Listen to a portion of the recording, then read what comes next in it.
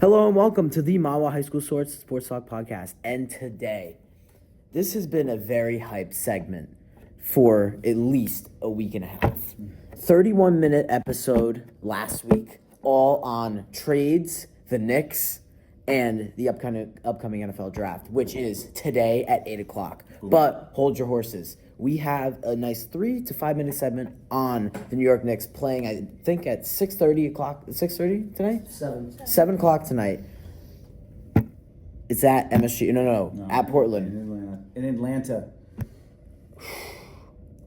The Knicks have a tough one Knicks have a tough one here. And I'm not overly qualified to talk about the Knicks. I'm gonna give a rundown. We're gonna go young Knicks fan. We're gonna go middle to age Knicks fan, and then we're gonna go with Mr.J, the OG of them all.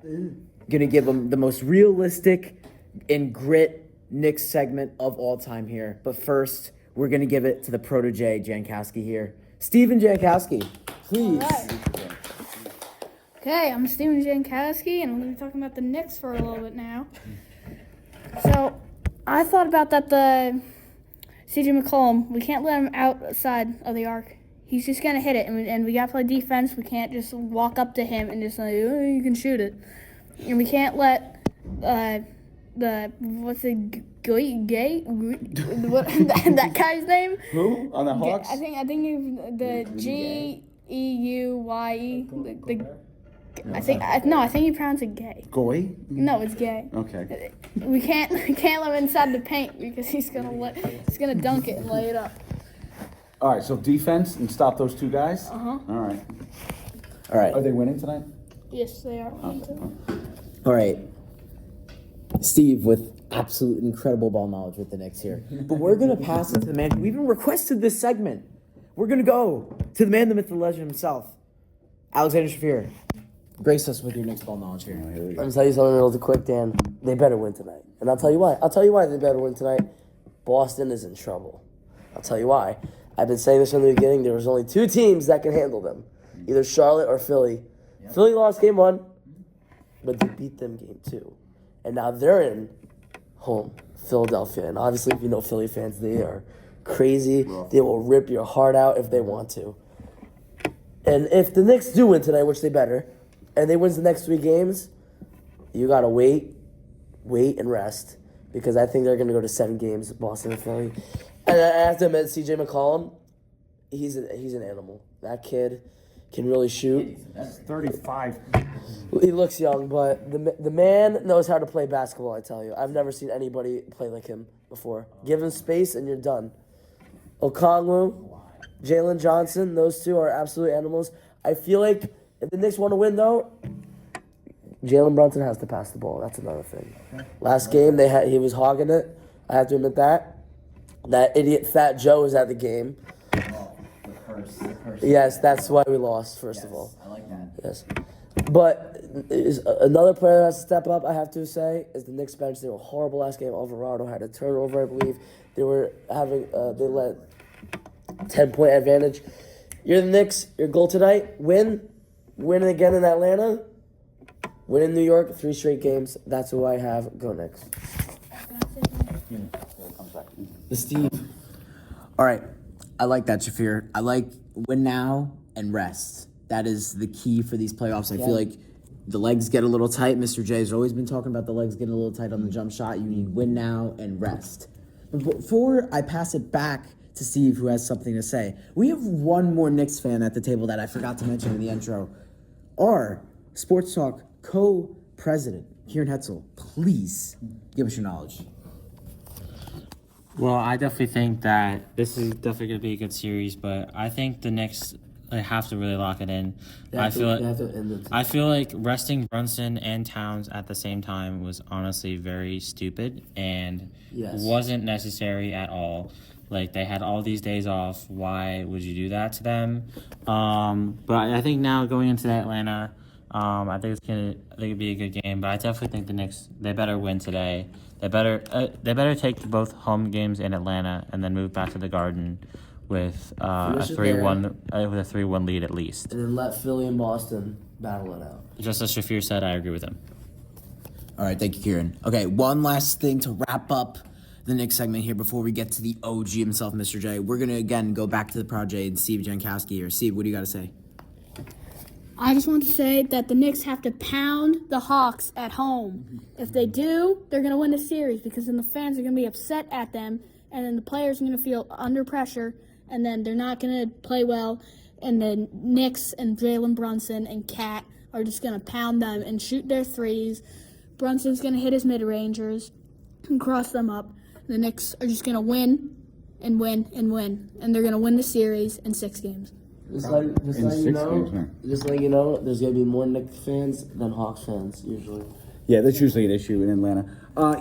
So Mr. J here, Steve, thank you, and Kieran and Shafir. Yeah, listen, I'm a little worried. I'm a little concerned being an old Knicks fan and watching these things collapse in the past. This is I hate to say it, but I know it's a playoff game. They're all must wins. This is a must win game. This is a must win game tonight. They have to come back after that horrible loss, being up 16 points and blowing it in the fourth quarter. It was a freaking disaster. So they got to come correct tonight. I agree with Kieran. Okay, you can't have Cat and Brunson both off the court. You gotta have Cat on with Alvarado, and then you have to have Brunson with Robinson. If you're gonna rest Brunson, fine. Keep Cat on. Let him cook. I really think they underutilized Cat last game in the fourth quarter. Just give him the ball. Let him bother him. Yeah, let him drive.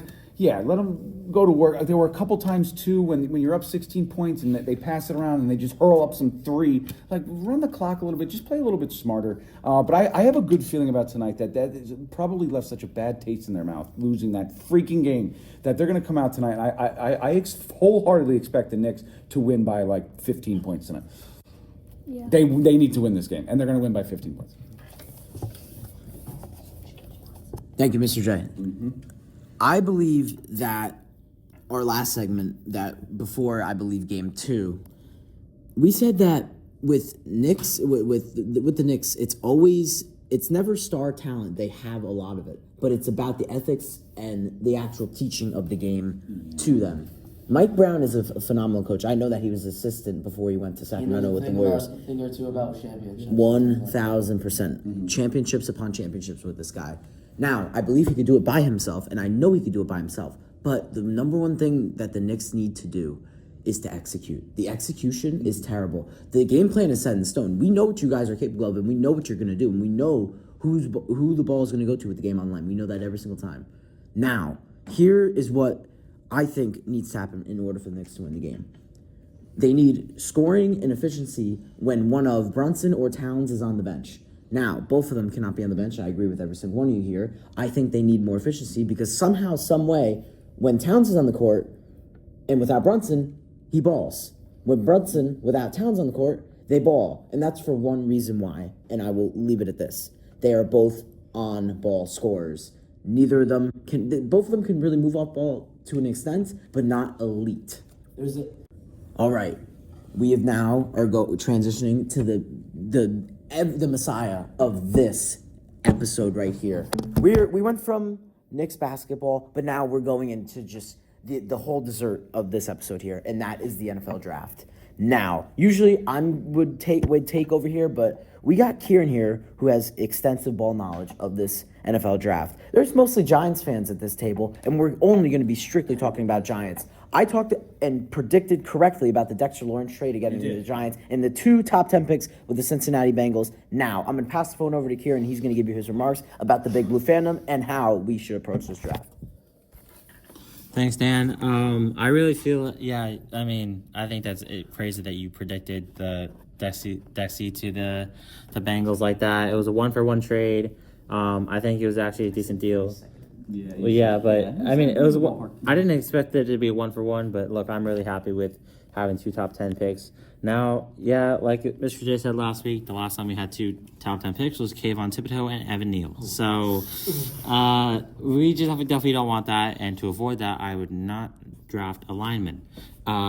So I would really like if we drafted the 2 Ohio State guys, but I have a feeling that one of them is going to be taken before the 10 pick. Like, if we get one of them, the other one is going to get taken before the other one. Okay. But I think Mr. J is absolutely correct, and I do believe the Giants are going to take Jeremiah Love at 5 if he's still on the board. And I do think that Caleb, I do think that if they do take Jeremiah Love, they're probably going to take Caleb Downs at 10, and so most likely be on the board at that point. But other than that, if a lineman is available, take a lineman. I think we need definitely the offensive line. The guard. What was Evan Neal, like O-line? So yeah, I definitely think a guard would help. And as for the other New York team, I know we were mostly Giants fans here, but I really don't know what the Jets are going to do with number 2. I think Reese too. I think that's. I mean, I don't even know. Like, they could go in. They could trade out. They could do anything. They could. They're set up perfectly. Yeah. I really believe that you're in the correct of what are the Jets going to do. Yeah, I like that ball. I think it's a very good question. What are the Jets going to do? But we don't have to worry about that because we're all Giants fans, and that's my point. All right, thanks, Kieran. Now, here's where I begin to use my voice a little bit. I'm gonna correct some pointers from the last episode here. Now, I predicted Dexter Lawrence to the Bengals because, number one, they spend their capital on just star talent. This is their only star, really, on the defense. They give Burrow, Higgins, and Chase the rest of their money. I knew that 10th pick was in control, and I needed that 10th pick. Now, backing up what Mr. J said, I think this was a perfect prediction with the Dexter Lawrence trade and combining it. Mr. J said, if we somehow, some way, got another top 10 to top 15 pick, there is no doubt the Giants, with zero hesitation, this probably could be one of the quickest picks in recent draft history. Jeremiah Love, straight to the Giants at 5. We snatched the best offensive prospect, if not the prospect of the draft. Now, I 100% agree with that. But for me, who has done over 20 mock drafts in every single situation, trading out 5, giving up picks, with my extensive research, there is one name and one name only that you cannot, I repeat, cannot let fall. I think he would fall, but we cannot take a risk, and that is Caleb Downs. Caleb Downs is the number 1 prospect on my big board, and I think on everyone's big board. Now, you look at this rebuild, the one way you could hype up this rebuild is pick good football players. Not good positional value players,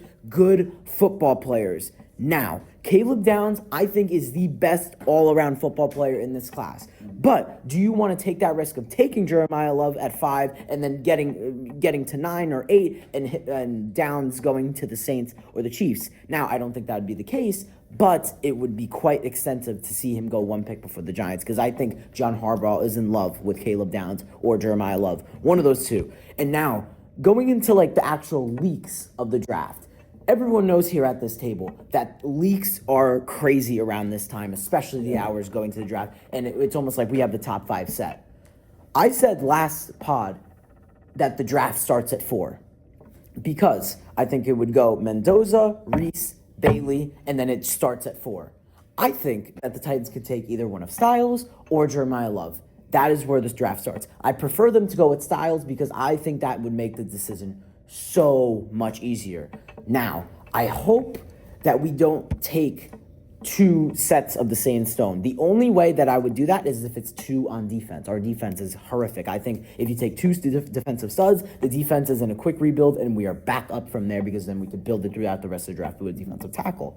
Now, I think that my official prediction now, Okay. we're going to go all around the table here with predictions for Big Blue.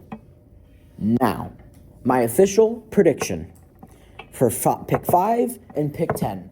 I would have loved to follow Mr. J here. I just do not see Caleb Downs falling. I think we pick Caleb Downs of number 5. And then number 10, I think we go with the all-around stud from ASU, Jordan Tyson, the wide receiver. Now, if Carnell Tate were to fall, it is no doubt in my mind I'm picking Carnell Tate over Jordan Tyson. There's just no doubt in my mind. That's easy. But if Tate were to go, let's say, to the Saints or to the Chiefs at 9, I really believe that this is no question. It should be Downs and it should be Tate. Or I'll give you some other fantasy options. I would love a mix of Love and Downs or Styles and Downs or just any.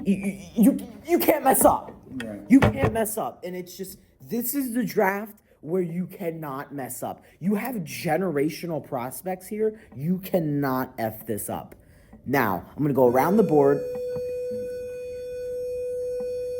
I'm going to go around the board, and everyone's going to give their official predictions for pick 5 and pick 10. Now, Shafir is a Pats fan, so this really... I'm not a Pats fan. You are a Pats fan. I'm a Jets fan. Okay, you go from Pats to Jets. I'm skipping... Wait, whoa. For the remarks here at the table, I'm skipping over Shafir for this segment because we don't know what he is at this point. But we gave him 8 minutes on the Knicks. Tom Brady fan. We give an 8-minute segment on the Knicks. Shafir, I hope and pray for your Knicks.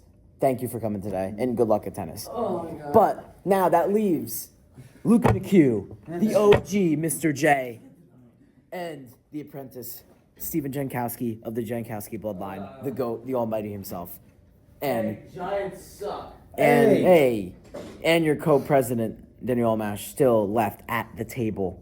I'm gonna pass it to Luke McHugh. He's got very good and sneaky ball knowledge on Giants. I would like to hear from this. All right, what's up, guys? First time talking. Didn't really know what to say about the Knicks, though, so I'm here now. I think Danny made some really good points about the draft. I'm trusting Harbaugh's instinct. If he thinks he can get more value out of Love, and he can trade Love for possibly more defensive prospects, I would be fine with that. However, if you want to play safe, I would definitely just take Downs at the 5 and see and if Love is still at the 10, obviously just take him. Or if he's not, then just take Sonny Styles. Or if not, then you can just take Carnell Tate or whoever. But ideally, I think if Jeremiah Love has more value trading wise, or I don't know if what they want to do is scat, but they can have more options with the running back, but they have a lot of trading value with Love if they pick him at the 5. So I would do that if he has more trade value, but if not, just take Downs at the 5 and move on from there. I like that. Yeah, I kind of agree. Yeah, Steve and I are here. We have to disclose unavoidable conflicts, which is that Steve and I are both Big Giants fans. big Giants in college football. Notre Dame. We're big Notre Dame fans, so we've been watching Love for many years now. Steve has his Notre Dame Love jersey, so I don't know. Deep down inside, I think I'm going with my heart here, and it's almost as like I hope that they get him, because I hope that they do, just because he is a beast. Like I really do. I said it last week. I think he's the real deal. Yep, Mr. J quote, the real deal. I think this guy is he's a can't miss, but like Luke said, you got to trust Harbaugh, and if, when it comes to 5, even if Love is available, if Caleb Downs is the answer, if that's what he wants, then that's what he's going to get, and then you hope maybe Love drops. I don't think he will. I think Love. I would be very surprised if Love even makes it through the top 5. Yeah. You know what I mean? Like I could totally see the Cardinals taking Love and just coming in. Right. Downs is less likely to drop than Love, so maybe we take Love and hope. No. Downs is more likely to drop than Love. Right. But also, it also is a Greg Roman running scheme, and he requires 3 backs. So I see it there. If this requires and makes Dart less on his feet, I am all for it. Exactly. I'm all for it because he could also play. He is also a 2-way player. He could also line up at receiver. Yeah. No. Exactly. But the other thing with the 5 is that I just don't think the Giants don't have a bad option. I think being able to pick 5 and knowing that at least 2 or 3 of those teams are going to pick quarterbacks, which you don't need. You pretty much know if you have a list of like 3 or 4 guys that you really want to get, one of those guys is going to be available. So I think that it's a good option, number 5. As far as the 10 goes, I'm not the best at like predicting what other teams are going to do. Or who's going to drop. They need defense, man. They really got to focus. Yeah. So if they go with Love 5, they got everything else. They got to get some defensive guy. Yeah, before I pass the phone to Steve here, people look at 5 and 10 as not a big gap. It is a huge gap because you look at talent-wise, that gap can just widen. It drops pretty quick. It drops so just like butter, like smooth, just right down the path. Now, it's just... I read something off Bleacher Report, and they put this draft class and put the Giants situation to a T. Mm-hmm. You are not going to satisfy everyone, but no one will be angry. That's right. That is 100% correct. They are all so good. just don't take an edge. We don't need an edge. Right. We're fine. But every prospect in this top 5 to top 10 ratio is the cream of the crop. You're gonna get somebody good. You're going to be on the field. You're good. You're gonna change definitely your gonna be franchise from 5 to 10 within the span of 12 minutes. You're gonna just completely wipe away all the worries. You're gonna change your franchise. They are all cream of the crop, tip top, mountaintop prospects. You're not gonna make anyone angry. You're not gonna make anyone angry, but everyone's gonna be satisfied. You're gonna make no one angry. But I'm going to go and pass the phone to Steven Jankowski, please. The one half of the Jankowski bloodline who's also a Notre Dame fan, please give me your ball knowledge here on the NFL draft. Okay, so one thing I've seen and heard and looked at is that Fernando Mendoza isn't going to the draft, Yeah, he's not attending. which I find kind of interesting because I think that's actually cool. I think he's the first number 1 overall pick to not do that in 15 years or something. Why is it not doing that? His mom has a disease where it's hard for her to walk, so it's imagine traveling from Indiana to Pittsburgh. I think the draft is in this year, so you go all the way from Indiana to Pennsylvania, and I feel his mom would be more comfortable, even though she supports him in all the games. Whatever, that's fine. Fernando Mendoza is obviously a great talent, but an even better person. So whatever he wants to do to make his family feel comfortable, make himself feel comfortable on such a big night, probably one of the biggest nights of his life, that's fine with me. yeah, that kind of changed my mind a little bit because I thought maybe the Raiders would be he doesn't want to go to the draft, so Why should we pick him? yeah, that's what I was thinking. But I look at ESPN and it's the mock draft, and they're saying Arvell Reese is going number 1. Ooh. Okay. If that were to happen, I looked at live sportsbook betting. It is minus 2,000 that Mendoza is going number 1. Now, if Arvell Reese were to go number 1, I think the Raiders would just disband. No, the Raiders need a quarterback. Aiden O'Connell maybe is their quarterback. If they picked Arvell Reese, What? I don't think any Raider fan would be a Raider fan anymore. What class is Fernando Mendoza in? This class. Or freshman? Or Grade? Yeah. He was a senior, I think. oh, okay. But I've never really heard him before he was in freshman, sophomore, junior, until just now in senior. Who, Mendoza? Yeah, Mendoza. Yeah.